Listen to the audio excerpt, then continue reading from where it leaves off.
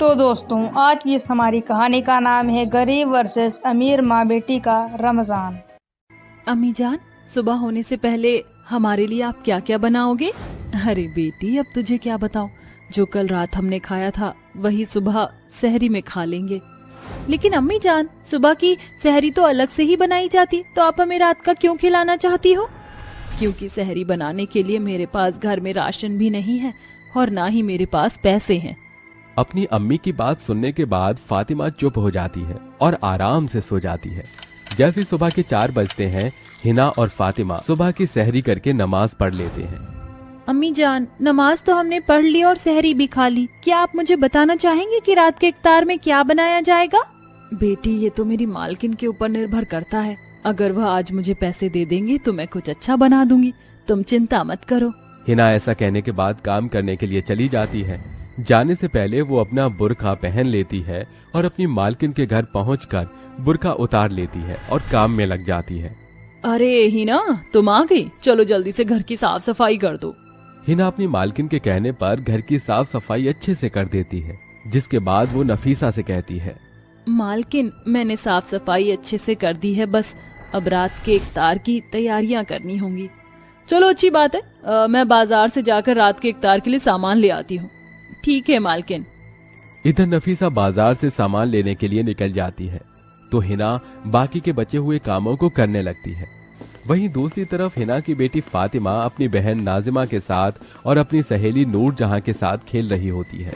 नूर जहां नफीसा की बेटी थी, जो बहुत ही अमीर थी।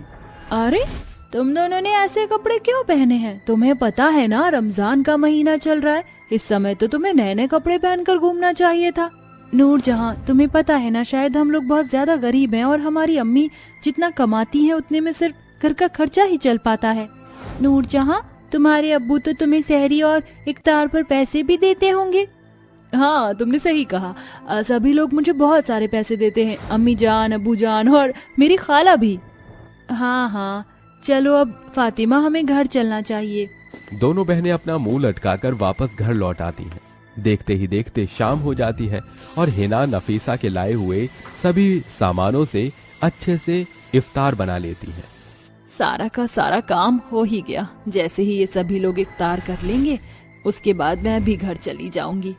हिना सारा खाना खाने की टेबल पर लगा देती है, जिसके बाद नफीसा अपनी बेटी नूर जहां और अपने पति अकरम के साथ इफ्तार करती है।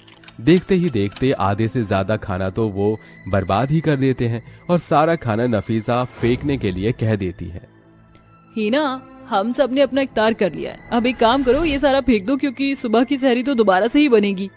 इतना सारा बचा हुआ खाना नफीसा फेंकने के लिए कह देती है, जिसके चलते बेचारी हिना को बहुत दुख होता है।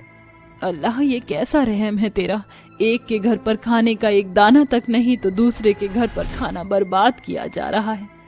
अल्लाह अगर देता है तो सबको बराबर दे, वरना किसी को भी ना दे। हिना का दिल बहुत दुखता है, जिसके बाद वो चुपचाप अपनी मालकिन के पास जाती है और उससे कहती है, मालकिन, मेरी दोनों बेटियां मेरे घर पर मेरा इंतजार कर रही होंगी। अभी तो मुझे भी अपनी दोनों बेटियों के साथ इफ्तार करना है और मेरे पास पैसे भी नहीं है। क्या आप मुझे कुछ पैसे दे देंगे एडवांस में? देखो हिना, मैंने कितनी बार तुम्हें कहा है कि मैं तुम्हें एडवांस में पैसे नहीं दे सकती, लेकिन तुम हो कि मानती ही नहीं हो। मुझे मजबूर मत करो, नहीं तो मैं किसी दूसरी काम वाली को रख लूंगी। नहीं मालकिन, मेरे साथ ऐसा जुल्म मत कीजिए। वैसे ही ईद आने वाली है, अगर आप मुझे काम से निकाल दोगी तो मेरी दोनों बेटियां भूखी रह जाएंगी। नफीसा ऐसा कह ही रही थी कि तभी वहां अकरम आ जाता है। अरे तुम परेशान क्यों होती हो? इस ईद पर सबके घरों में खुशियां आनी चाहिए। नफीसा, जाओ अलमारी में जाकर देखो, मैंने कुछ पैसे रखे थे, वो लाकर हिना खाला को दे दो। माफ कीजिएगा, एक्चुअली जो आपने पैसे रखे थे वो तो मैंने खर्च कर दिए। घर में एक पैसा नहीं है, कल बैंक से निकलवाने होंगे।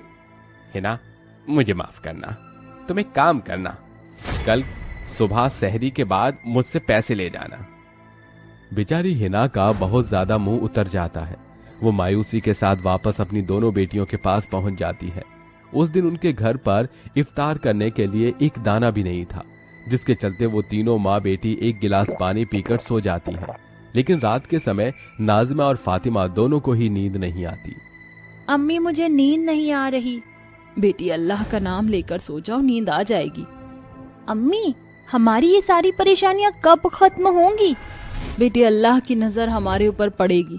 वैसे तो अल्लाह की नजर उसके हर एक बंदे पर होती है, लेकिन शायद उनकी नजर अभी हमारे ऊपर नहीं होगी। लेकिन तुम चिंता मत करो, एक ना एक दिन सब कुछ ठीक हो जाएगा। अगले दिन हिना अपनी मालकिन के घर जाती है, जिसके बाद सहरी खत्म होते ही अकरम हिना को कुछ पैसे दे देता है। उन पैसों से हिना अपने घर का कुछ राशन भरवा लेती है। ऐसे ही एक गरीब घर के रमजान के दिन बहुत ही गरीबी से जा रहे होते हैं।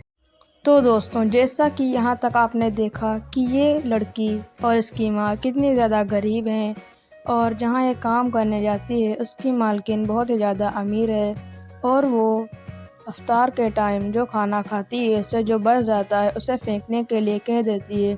तो इस गरीब का दिल टूट जाता है और यह अल्लाह से शिकायत करने लगती है। तो दोस्तों, आगे देखते हैं कैसे क्या होता है। उससे पहले आप हमें कमेंट करके बताइए क्या आपने रोज़ा रखा है या फिर नहीं। तो दोस्तों, वीडियो को स्टार्ट करते हैं। तो वहीं अमीर के घर में रमजान के दिनों में बहुत खाने की बर्बादी के साथ साथ बहुत चीजों का नुकसान भी किया जा रहा होता है। ये सब नूर जहां अपने घर में देख रही थी, जिसके चलते उसे ये सब देखकर बहुत बुरा लगता है। अम्मी, हम कितने अमीर हैं, तो हमें क्यों ना गरीबों की मदद करनी चाहिए? देखो बेटी, तुम इन सब के बारे में मत सोचो, क्योंकि आजकल के गरीब बस हम जैसे अमीरों का फायदा ही उठाना जानते हैं। क्या आप इस ईदी पर हिना आंटी की मदद कर सकती हो, क्योंकि वो तो बहुत ज्यादा गरीब हैं। कहा ना नूरजहां, तुम्हें इन सब चीजों के लिए परेशान होने की कोई जरूरत नहीं है। नूरजहां अपनी अम्मी के इस बर्ताव से बहुत परेशान थी। देखते ही देखते रमजान के 30वें दिन पर ईद का दिन आ जाता है। सभी के घर में खुशियां होती हैं और सब अपनी ईद बहुत अच्छे से मना रहे होते हैं। वहीं बेचारी हिना के घर में कुछ नहीं होता और न ही वो अपने ईद का त्योहार अच्छे से मना पा रही थी। अम्मी, आपने तो कहा था कि ईद के दिन हम लोग बहुत एंजॉय करेंगे और आप हमारे लिए अच्छा अच्छा खाना भी बनाओगी, लेकिन आपने तो कुछ भी नहीं किया। हाँ अम्मी, आज ईद है, क्या हमारे लिए कुछ भी नहीं बनाओगी? लगता है इस बार हमें अपनी ईद इस प्रकार ही बनानी होगी। देखो, तुम्हारी माँ गरीब है, लेकिन क्या करें। तुम चिंता मत करो मेरी बेटी, अल्लाह हमारी जरूर सुनेगा। उनका घर सोना होता है कि तभी नूरजहां अपने दोनों सहेलियों के घर अपने माता पिता के साथ आती है। हिना खाला, कई सालों से आपने हमारी हर एक चीज में मदद की और कभी कोई शिकायत नहीं की। इस ईद पर हम आपके घर में खुशियां लेकर आए हैं और ये ईद हम आपके साथ ही मनाना चाहते हैं। नूरजहां अपनी अम्मी और अब्बू के मन में अमीरी को दूर करके गरीबों के लिए ममता लेकर आती है, जिसके बाद नूरजहां अपनी दोनों सहेली और अपनी अम्मी और अब्बू के साथ मिलकर उनके घर पर ही ईद का फेस्टिवल मनाती है, जिसके बाद हिना और उसकी दोनों बेटियों की यह ईद बहुत अच्छे से जाती है। तो दोस्तों, जैसा कि आपने देखा कि वो जो अमीर लड़की थी, उसकी जो माँ थी, उसने अपनी माँ से बताया कि हमें भी गरीब की मदद करनी चाहिए। तो उसकी माँ ने कहा ऐसा वैसा कुछ नहीं होता, वो गरीब हमारा खुद ही फ़ायदा उठा लेंगे। तो कुछ दिन बाद उसने अपनी माँ को फिर से समझाया और वो थोड़ा सा मान गई। उसके बाद वो दोनों आए अपने गरीब नौकरानी के वहाँ और उनके साथ बैठकर ईद को मनाया और उन्हें कुछ बहुत गिफ्ट्स और थोड़ा बहुत खाने की चीज़ें भी दी। तो दोस्तों, आज की इस वीडियो को यहीं ख़त्म करते हैं।